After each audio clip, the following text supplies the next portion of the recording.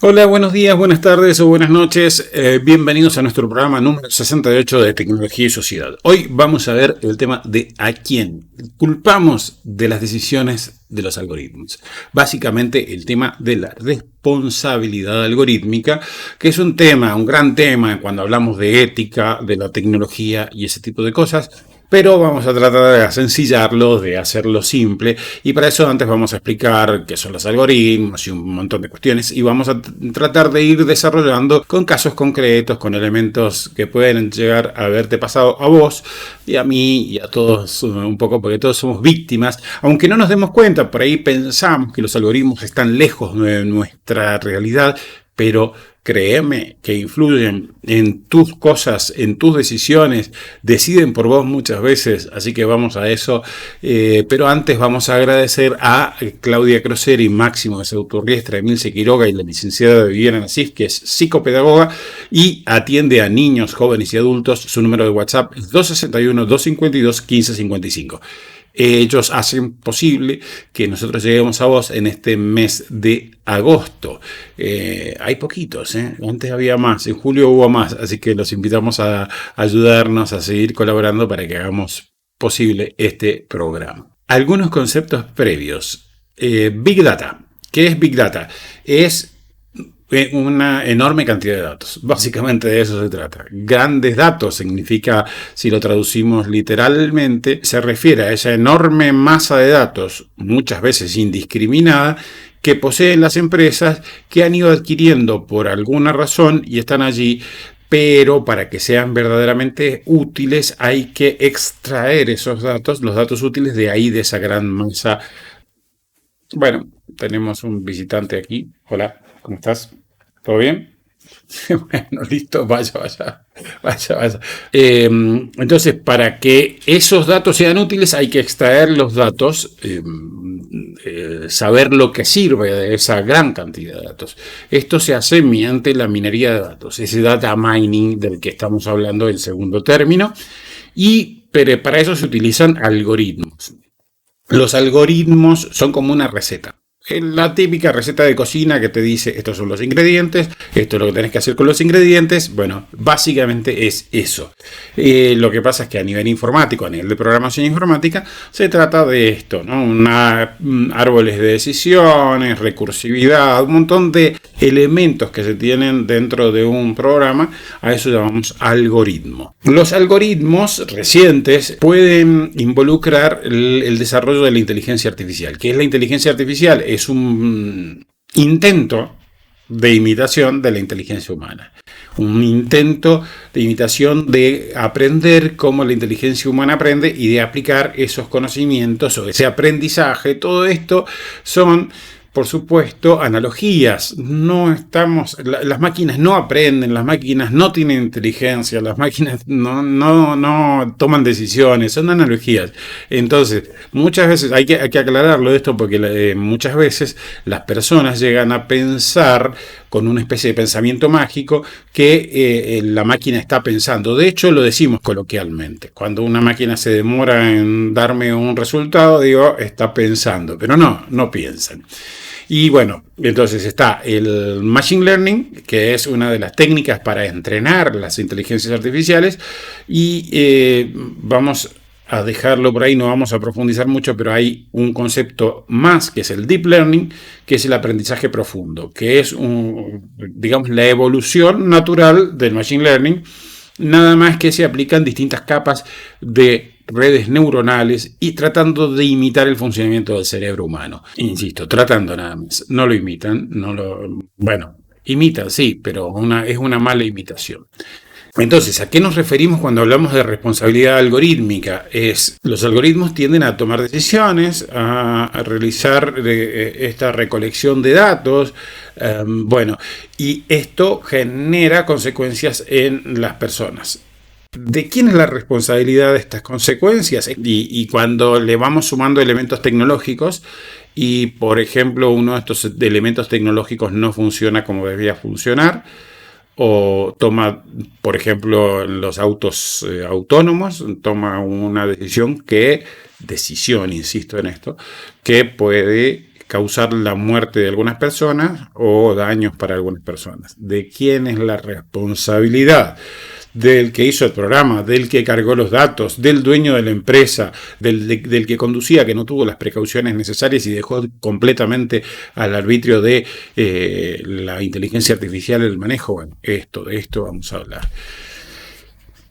Pero antes es necesario hacer algunas precisiones. Tenemos que ser estrictos, estrictísimos. La inteligencia artificial no es inteligencia real. Las máquinas no tienen voluntad. Esas decisiones que supuestamente toman son decisiones lógicas, pero no son decisiones libres. ¿Por qué? Porque no hay inteligencia y voluntad. No puede haber responsabilidad de las máquinas. No puede haber una ética de las máquinas. Esto es necesario decirlo porque ya hay gente que está pensando en los derechos de los robots y los robots no pueden tener derechos porque son máquinas, porque no tienen inteligencia, porque no tienen voluntad, porque no tienen, no tienen inteligencia y voluntad porque no tienen alma, básicamente, no son seres vivos. Y por lo tanto no son sujetos de derechos y por lo tanto tampoco son sujetos de obligaciones. Si no tienen derechos, no tienen obligaciones, porque ambos conceptos van relacionados. También debemos ser estrictos entonces y decir que los únicos pasibles de responsabilidad son los sujetos libres que actúan en torno a todo este tema de los algoritmos. Es decir, dueños, propietarios, programadores, licenciatarios, usuarios, todas esas personas que pasan por el uso o que utilizan estos algoritmos son las personas que deben pensarse en los que se debe pensar con respecto a la responsabilidad. Es decir, que cuando hablamos de responsabilidad algorítmica, en realidad deberíamos estar utilizando tal vez otros términos, otras expresiones y tal vez decir responsabilidad de las personas al usar algoritmos. Tanto sea usarla como usuarios, o usarla como programador, o usarla como propietario, todas esas posibilidades que existen con respecto a los medios automáticos y a los algoritmos. Voy a contar un par de historias que me han sucedido y tiene que ver muchas veces con el pensamiento. Esta, por ejemplo, tiene que ver con el pensamiento mágico. Es decir, una vez fui a hacer un trámite a una institución pública y me dijeron que no me podían atender porque se había caído el sistema. Yo soy más o menos entendido de esto y le dije si me permitía que diera una mirada, teniendo en cuenta que cuando uno hace referencia a que se cayó el sistema es que el software tuvo una falla o que el hardware tuvo una falla y no puede procesar el software o que no se está accediendo a los datos, teniendo en cuenta que podía ser alguna cosa de estas. Y entonces le pregunto a la señora que me atendía, amablemente me dijo, ok, a ver qué puede hacer. Y le pregunto cuál era el síntoma, cuál era el problema que estaba ocurriendo y me dijo que la computadora no encendía. Entonces digo, ya no es una falla, no se ha caído el sistema, la computadora no enciende directamente. Vamos a ver de qué se trata. Y empecé a revisar y encontré que el enchufe, el toma corriente que tenía que ir a la pared para tomar la energía eléctrica de la pared, no estaba enchufado, porque se ve que alguien limpiando, pasando un lampazo o lo que fuera, terminó desconectando el enchufe y la persona no sabía. Y entonces el término se ha caído el sistema y echarle la culpa al programador y todo este tipo de cosas, en realidad era una cuestión que era del usuario, que el usuario debía saber que hay que enchufarlo. Ni siquiera una cuestión algorítmica, pero lo cuento como una cuestión anecdótica. Esto sí, ya es un poquito más serio. Ya me pasó un par de veces que me hackearon la cuenta de Google y obviamente el canal de YouTube. Y esto me pasó por una falta de educación, que no es una falta de instrucción, porque yo sabía perfectamente que me estaba arriesgando. O sea, no es que desconocía el riesgo, es que asumí el riesgo para poder trampear en alguna cuestión. ¿De qué se trata esto? me piden, por ejemplo, para una empresa que les instale sistemas operativos, Office y todo ese tipo de cosas, pero no quieren pagar las licencias. Entonces yo tengo que recurrir a unos programas activadores para que esos programas funcionen y no le estén dando recordatorios permanentes de que están fallando. Bueno, esto no debe hacerse, no lo hagan. Entonces, ¿qué pasó? Hay que buscar los activadores y esos activadores muchas veces, la mayor parte de las veces, son inseguros y bueno, a través de ejecutar esos activadores me hackearon la cuenta 2 veces. Una me costó mucho dinero y la otra no, bueno, me costó tiempo. Pero lo que quería decirles es que los algoritmos de recuperación para recuperación de cuentas son cada vez más inaccesibles, son cada vez más difíciles, supuestamente son cada vez más perfectos, pero cuando uno no está preparado para eso, son cada vez más difíciles. Y cada vez más difícil es hablar con una persona para que esa persona te entienda y te atienda. Bueno, estuvimos varios días, la segunda vez que me hackearon la cuenta. La primera vez la pude recuperar yo a través de los algoritmos. Entonces, digamos, no me causó gran daño. Pero la segunda, los algoritmos están tan cerrados, justamente para protegernos de eso, están tan cerrados que me resultó muy difícil y tuve que terminar finalmente, después de muchas dificultades para lograr contactar con una persona. Tuve la oportunidad, gracias a mi hijo, de contactar con una persona y esa persona de Google me ayudó a solucionar el problema. Yo no sé si les he contado que me jubilé hace poco, esta es otra historia. Estamos siendo afectados los jubilados por un hackeo de la obra social de jubilados de la Argentina, que es conocida como PAMI, y ha sido hackeada hace una semana y todavía no se han restituido los datos. De hecho, yo tenía que inscribirme en la obra social para poder gozar de una serie de beneficios y no me he podido inscribir porque la página todavía está caída.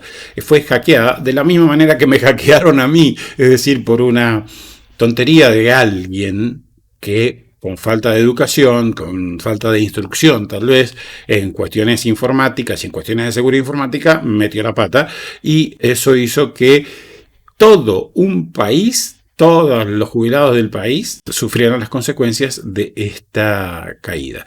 ¿De quién es la responsabilidad acá? Y obviamente uno puede decir que la primera responsabilidad es la responsabilidad de los directores, los directivos del PAMI, que en ese orden quienes sean encargados de la parte informática de PAMI y en ese orden quienes sean encargados del sitio web, y bueno, al final vamos a llegar al último responsable, que fue el médico que metió la pata y que descargó algo que no tenía que descargar y que eso les tomó control de la página web.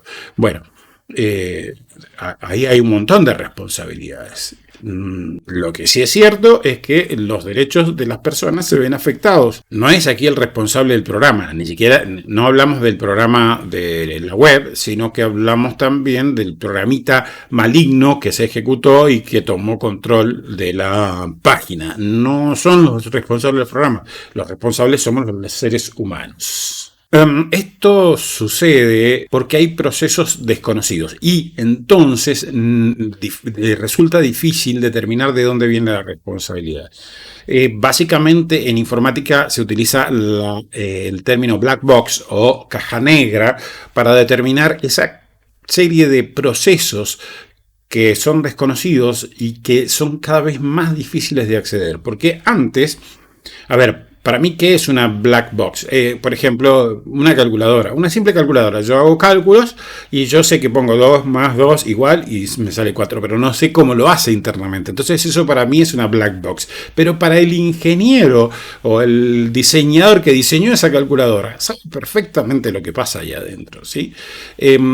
Lo que sucede con el tema de la inteligencia artificial, los nuevos algoritmos y el deep learning, todo eso, es que cada vez por su propia naturaleza se hace más inaccesible, porque el software va tomando una serie de decisiones, insisto, decisiones, lo estamos aplicando analógicamente nada más, que hace imposible que se explique cómo ese software tomó una decisión. Entonces, si ese software me afecta de alguna manera, por ejemplo, me deja sin trabajo, un algoritmo me elige para ser despedido de mi trabajo, yo no puedo pedir ningún tipo de explicaciones, ¿Por qué? Porque lo decidió el algoritmo. Y así te lo dicen. O sea que no debería decirte esto la empresa. Porque la responsable es la empresa que te está despidiendo. ¿Sí? La empresa, el banco, tiene que despedir personas y entonces le pide a un sistema de inteligencia artificial que elija a quienes despedir. Esto no traslada la responsabilidad al algoritmo. La responsabilidad sigue siendo de la empresa. Por esto es que debería ser explicable el proceso. La explicabilidad de la inteligencia artificial es un tema indispensable. Hoy no se da eso, ni siquiera los programadores ni los que cargan los datos, son procesos tan complejos que nadie sabe cómo ese algoritmo tomó esa decisión y deberíamos saberlo.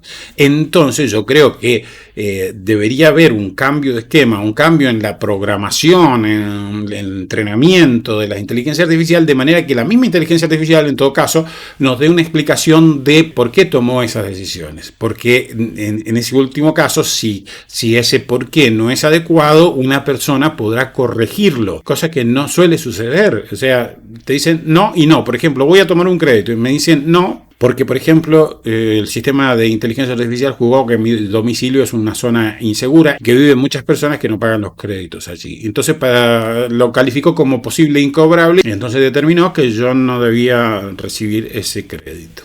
Eso es la explicabilidad. Debería ser explicable. Entonces, si interviene una persona allí y dice, no, esto lo tomó por el lugar donde vivís, pero todo tu historial de crediticio es impecable, así que te lo vamos a otorgar igual. Bueno, no pasa esto.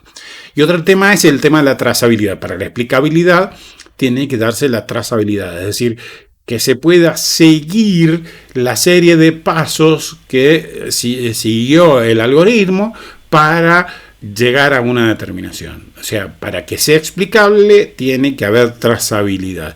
Y inclusive una trazabilidad inversa, es decir, desde la decisión final hacia atrás, cuáles fueron los pasos. Esto es indispensable para poder determinar las responsabilidades y para poder evitar los daños, pero siempre es necesario para esto que la decisión final sea de una persona. ¿Qué tipo de responsabilidad genera el uso de elementos tecnológicos como los algoritmos? Bueno, cuando hablamos de responsabilidad civil, por ejemplo, tenemos distintos tipos de responsabilidad. Normalmente se dividen en responsabilidad civil objetiva y responsabilidad civil subjetiva. Por ejemplo, responsabilidad civil subjetiva es la que tiene una persona que conduce un auto, por ejemplo, a alta velocidad, tiene una responsabilidad civil subjetiva sobre los daños que pueda producir por un accidente. Mientras que la empresa que fabricó el auto tiene una responsabilidad civil objetiva por los accidentes que se pudieran producir fruto de las fallas en la fabricación de ese automóvil. Estos tipos de responsabilidad son responsabilidad civil, pero nosotros estamos hablando de responsabilidad sobre todo moral. Y esto es un tema mucho más complejo, ¿no? Debemos determinar que existe una gran diferencia entre la inteligencia artificial aplicada a la recomendación de contenidos, aunque esto se minimiza, ¿no? Es decir, ¿qué es Netflix, por ejemplo, que te recomienda las películas que podés ver de acuerdo a tus gustos o de acuerdo a los gustos de las personas con las que vos convivís? O Instagram, que si mi hijo vio un video, me muestra ese video a mí mismo. Bueno, todas esas cosas que parecen ser inocentes, vamos a ver que no son inocentes, pero vamos a dedicarnos a otras cosas que a primera vista claramente son problemáticas. Por ejemplo, los ATS o Applicant Tracking System, sistemas de selección de personal que pueden dejar a una persona fuera de un trabajo por un sesgo, por ejemplo, porque es mujer, porque es negro, lo que fuera, porque tiene sobrepeso, por ejemplo, por la imagen se determina que tiene sobrepeso y por ese sesgo puede dejarlo fuera. Entonces ahí ya hay cosas graves directas. No es como el tema de la recomendación de contenidos, que aparentemente aparece como una cuestión inocente y como un servicio, inclusive me está mostrando algo que yo debería comprar, por ejemplo, que sería de mi gusto. Bien, ya vamos a ver. El tema de la conducción autónoma de los autos también genera responsabilidades y ya es más complicado porque las responsabilidades esas pueden causar daños a las vidas, a los bienes y a las personas en forma directa. El tema de los seguros, de las primas de los seguros, riesgos y ese tipo de cosas que analizan los datos de las personas y también podrían cometer errores denegando el pago de un seguro cuando a lo mejor corresponde. El diagnóstico médico, imagínense los errores que se pueden producir en el diagnóstico médico y todo el daño que se puede producir por eso, o inclusive en la comunicación de un diagnóstico médico. Las armas autónomas, ni hablar, ya hemos hablado mucho tiempo de eso. La vigilancia predictiva. ¿Qué es la vigilancia predictiva? Es la vigilancia que se hace sobre zonas y sobre personas, teniendo en cuenta su pasado, para poder determinar la posible comisión de un delito en el futuro. Me hace acordar a la película Sentencia Previa. Si no la vieron, véanla porque es muy interesante, aunque tiene unas cosas que no son muy científicas y tecnológicas, como los mediums y todo ese tipo de cosas, pero creo que es recomendable para ver. En la diapositiva anterior hacíamos referencia a la selección de contenidos y cómo esto parece ser una especie de servicio para las personas, y qué bueno porque Netflix me está recomendando una película de acuerdo a mis gustos o una serie de acuerdo a mis gustos, o YouTube me está recomendando un video de acuerdo a mis gustos, pero hay que tener cuidado porque estas recomendaciones no son siempre solo de acuerdo a mis gustos, sino de acuerdo a lo que la empresa quiere inducirnos a pensar, inducirnos cómo quiere influirnos culturalmente o psicológicamente. Y entonces se da un doble efecto, es decir, lo que yo pienso, y entonces me reafirma en lo que yo pienso. Y esto puede generar lo que se llama la polarización social. Entonces, lo que se llaman las grietas. Hoy nosotros en la Argentina tenemos una gran grieta entre distintos pensamientos políticos. Y el consumo de las cosas que se ajustan para mi gusto político termina haciendo que nos opongamos duramente y que estemos cada vez más convencidos de que lo que yo pienso es verdad, cuando deberíamos considerar que muchas veces eso no es verdad o puede haber errores en la conceptualización. Eso es la polarización. Pero por otra parte, que esto es más, uno podría decir, en la polarización hay cierta responsabilidad mía también, pero hay otra cuestión que es la influencia. Por ejemplo, la película Barbie hoy en día, que tiene todo un mensaje y está siendo promocionada y nos llega a todos la publicidad de esa película y todos quieren ir a ver esa película. ¿Por qué? Porque fue influido desde las redes sociales y de los medios de comunicación, y eso fue elegido, y con eso transmiten un mensaje y nos modifican la forma de pensar de la gente. También esto es responsabilidad. No estamos aquí teniendo teorías conspirativas, esto es claro, esto sucede permanentemente. ¿Y de quién es responsabilidad? Justamente de las empresas en este caso. Porque muchas veces terminamos responsabilizando a los algoritmos cuando en realidad lo que hay es conductas criminales de las empresas detrás de los algoritmos. Las empresas son las responsables, no solo cuando hacen data mining y cuando eligen o configuran un perfil psicográfico de una persona para hacerle una recomendación, sino cuando nos manipulan. Hay conductas claramente manipulativas, por ejemplo, a favor de una facción política. Ya ocurrió, recuerden aquello de Cambridge Analytica y Facebook en las elecciones presidenciales de que salió Trump. Una de las conductas tremendas de las empresas es el extractivismo de datos, es decir, es tomar esa gran cantidad de datos que nosotros generamos.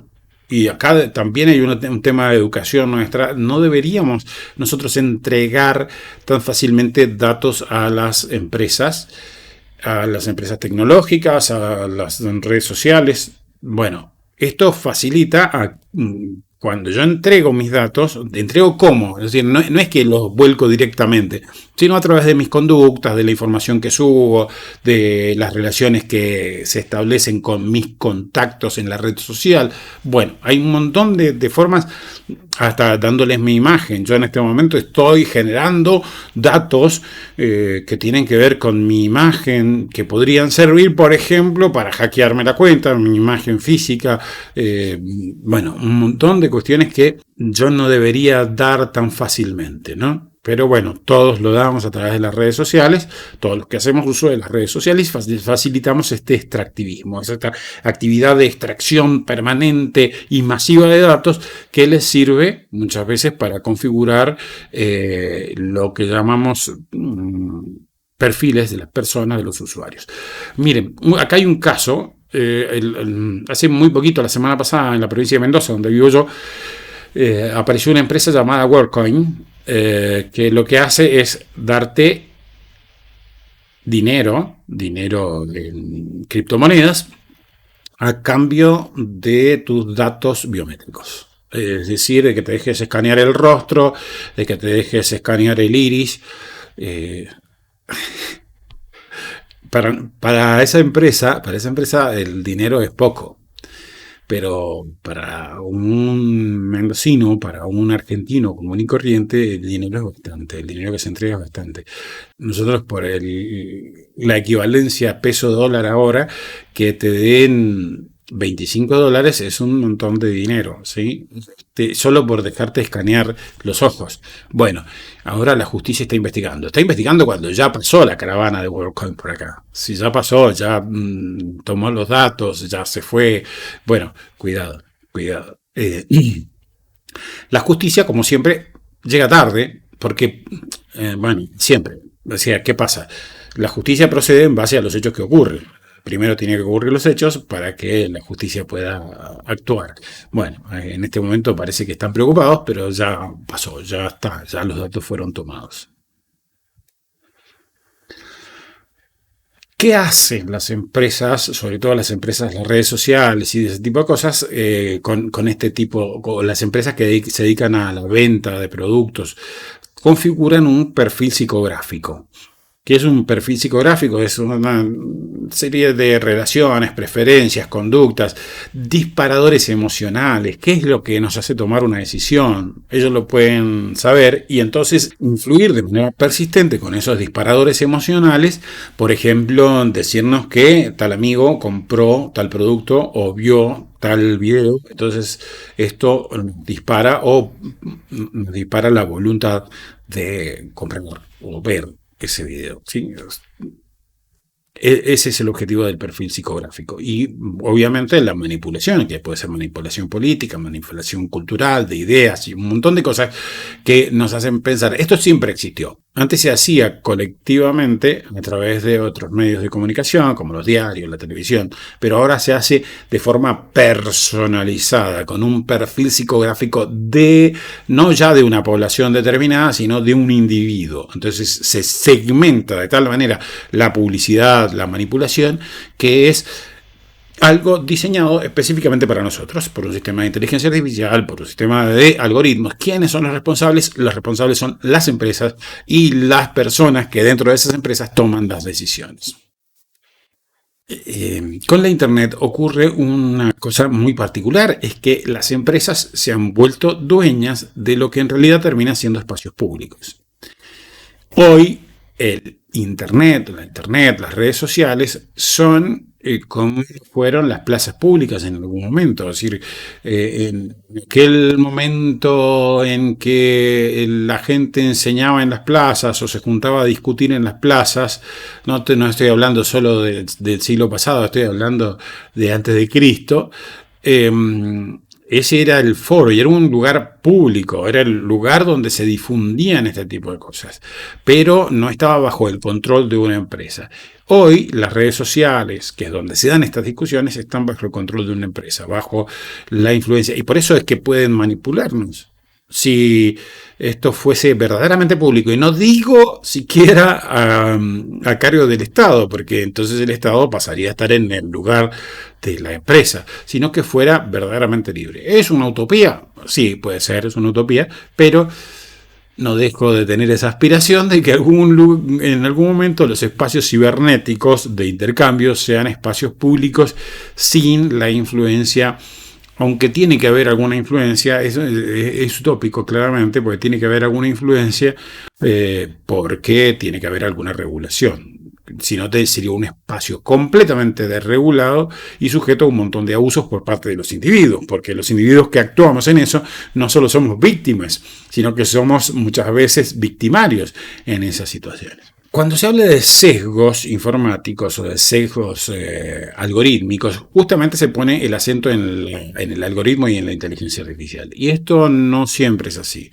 Los sesgos pueden ser de la programación, de la carga de datos, porque yo como empresario que pago a algunas personas para que etiqueten datos, para que etiqueten datos para entrenar mis sistemas de inteligencia artificial, puedo dar determinadas directivas en cómo deben etiquetarse. En esos datos, en los algoritmos de entrenamiento, y también puede haber sesgos en la comprensión de los sujetos que utilizan este tipo de sistemas. Entonces, no es tan simple como los sesgos de la inteligencia artificial o de los algoritmos, sino que son bastante complejos y hay bastante más que los algoritmos. Y así todo el mundo piensa que los algoritmos son los responsables de esas decisiones, pero muchas veces se debería pensar que el tema está en la ética de los datos, en la ética para la carga de datos, en la ética del entrenamiento. Muchas veces son con intención y otras veces no, pero digamos que a veces hay sesgos involuntarios, pero otras veces esos sesgos obedecen a objetivos de la empresa o la organización. Voy a hacer referencia a lo que se llama fact-check o fact-checkers o verificadores, con la intención de que no nos engañen, de que no se difundan noticias falsas.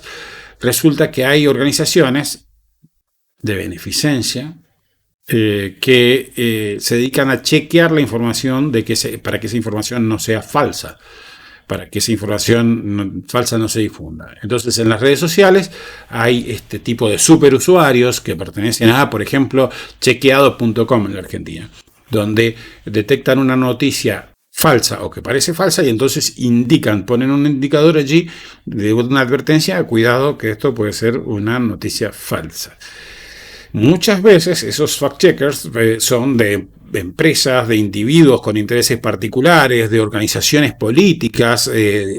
Tienen sesgos también los fact-checkers. Entonces, muchas veces ponen su sellito de contenido peligroso, contenido inadecuado, contenido mentiroso, a cosas que no lo son. Entonces, esto que pretende ser una solución, no lo es. Yo creo fundamentalmente que hay dos posibles soluciones, alguna más difícil que otra. Una, hablamos de la educación. Educación que tiene dos partes, una parte de instructiva, digamos, y una parte ética. La parte instructiva es aprender a reconocer los peligros y aprender a defenderse de esos peligros. Algunos son muy evidentes, como un virus. Otros no son tan evidentes y muchas veces tiene que ver con la excesiva cantidad de datos que pongo en la red o la cantidad de tiempo que me paso en la red y me expongo. Bueno, eso tiene que ver con educación, ya un poquito más temas morales, y bueno, la otra es el uso que yo hago de esas redes. Aquí en la Argentina se utiliza mucho material que tiene derechos de autor y se utiliza sin pagar esos derechos de autor, sin pagar esas licencias. ¿Por qué? Porque por la falta de dinero también. Entonces hay una tendencia a exponerse buscando saltear los sistemas de seguridad. Bueno, eso en cuanto a la educación. Y en cuanto a la decisión final humana, se hace indispensable que cuando se pueden afectar los derechos, gravemente los derechos y los bienes de las personas, no se deje solo en manos de los algoritmos las decisiones y que sean explicables en todo caso. Pero lo mejor sería que esas decisiones sean revisadas por seres humanos y sean autorizadas por seres humanos. ¿Cómo se está haciendo hasta ahora? Creemos que se está haciendo con las armas autónomas. Las armas autónomas están en condiciones de ejecutar directamente las instrucciones de una máquina, pero por ahora se sigue conservando el último botoncito, lo presiona una persona, la que decide si esa arma debe actuar o no debe actuar. Esto obviamente se hace porque las consecuencias podrían ser nefastas. A veces las consecuencias no son tan nefastas, pero sí pueden hacer que, por ejemplo, una persona quede sin acceso. Ejemplo, estoy tratando de habilitar de home banking, debería decir de human banking, por el banco que me da la app, y es imposible. Hay un problema de autenticación con el reconocimiento de rostro y falla siempre. Y vas a saber por qué falla, pero el tema es que a mí me está afectando. Y es una cuestión que no me afecta tanto porque yo puedo ir con mi tarjeta al cajero automático y hacer las operaciones desde ahí, desde el cajero automático. Pero todo eso implica pérdida de tiempo, pérdida de dinero, un esfuerzo que no debería darse. Y entonces debería haber un modo humano de resolver este tema. Y aparentemente no lo hay. Y entonces simplemente la respuesta que uno recibe de los humanos a los que les cuestiona esto es, bueno, es un problema informático, no lo hemos podido solucionar, entonces joróbese. Hemos llegado al final del video, te ruego que te suscribas, nos hace muy bien crecer como canal, que dejes tu me gusta allí si te ha gustado, que actives la campanita además de suscribirte porque eso te va a informar de los nuevos videos que vayamos subiendo. Además, nos podés hacer un gran favor si compartís estos videos con tus amigos y dejas comentarios allí abajo en la caja de comentarios. Volvemos a agradecer a Claudio Croseri, Máximo de Salud Terrestre, a Emilce Quiroga y la licenciada Viviana Nasif, psicopedagoga que realiza atención de niños, jóvenes y adultos, y su número de WhatsApp es 261-252-1555. Ellos hacen posible que nosotros hagamos este programa y el programa de radio en Radio Murialdo durante el mes de agosto. Muchas gracias. Chau.